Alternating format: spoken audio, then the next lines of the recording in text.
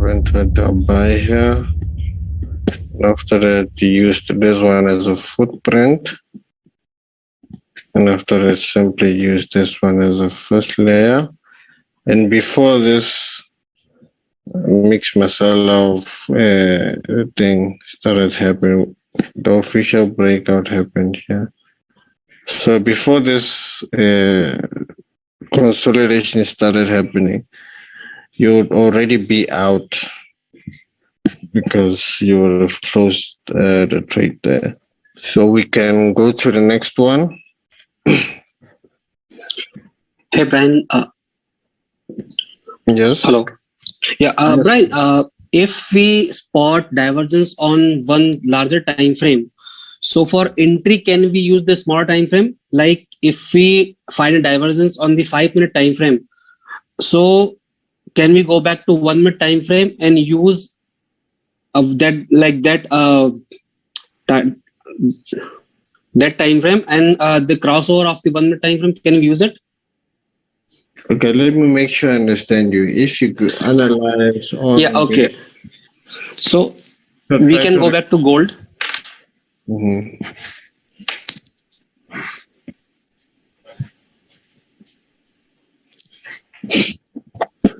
Good.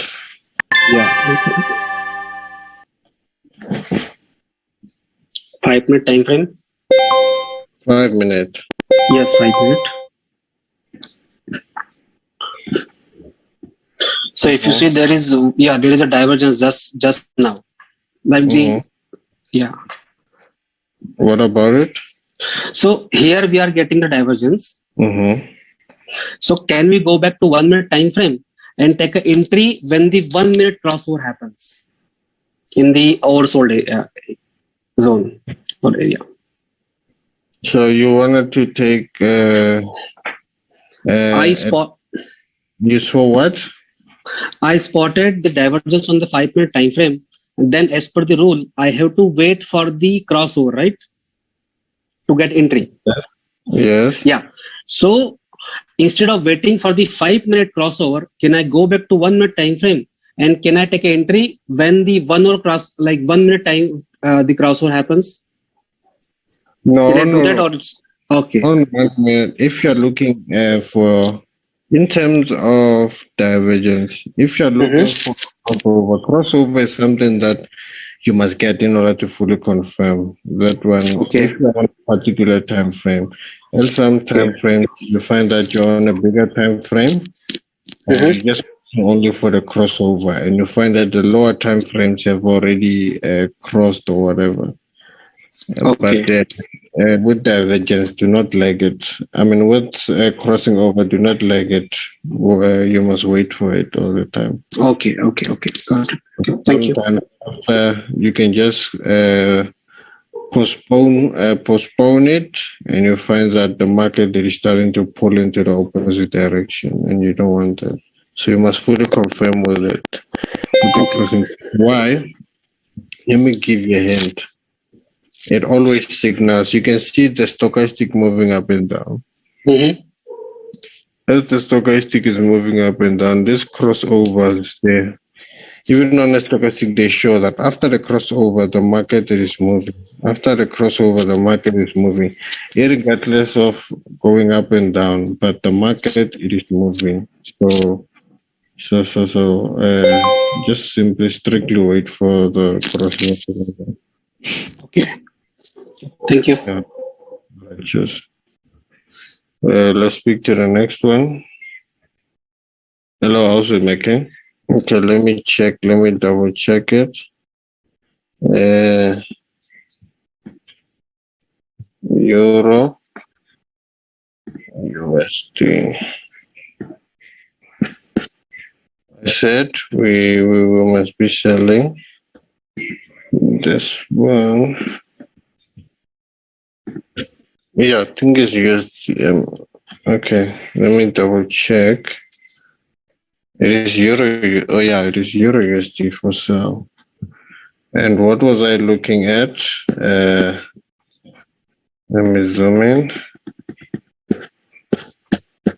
So we find ourselves in a position where even the footprint line has gone to a point where it is broken. And on 4 hour, there was simply a divergence that happened there. Now let's go into the much detailed form. So as it kept on going up like that, what we can do to get its full confirmation is to wait for it to cross again and add more re-entries. If it breaks and start doing that in order to take it down like that. So I would say on this one, it's just a matter of waiting for me. Just a matter of waiting. And yeah, we'll see how it transpires from there. So let's just wait on it and see what happens. USD what? USD rand, meaning euros are. Okay.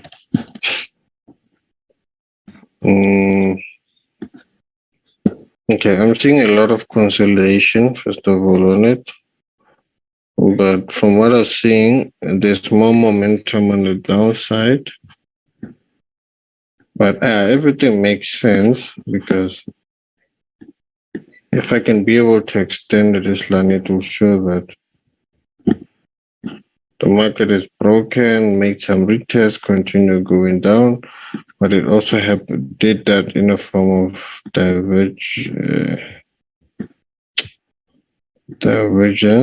and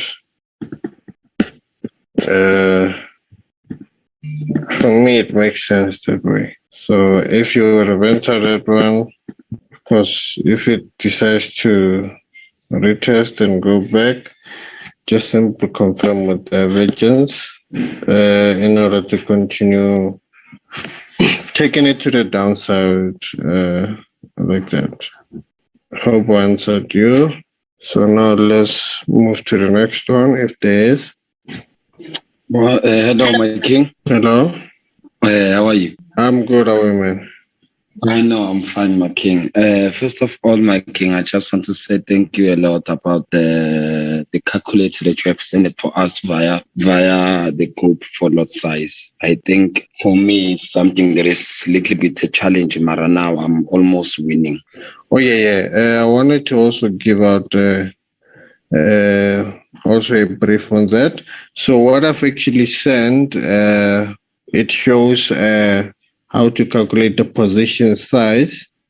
Yes. The aim is to calculate the lot size, and with the lot size, when you know, and I told you guys to put the stop loss, like when you're entering, for example, let's say when you're entering a buy here and you put your stop loss around here, and the distance between where you're entering and the stop loss, those pips that are the ones where you put at the stop loss in a form of pips. And from there, you put how much is in your account. And from there, it will illustrate to you that how much lot size you must use from there.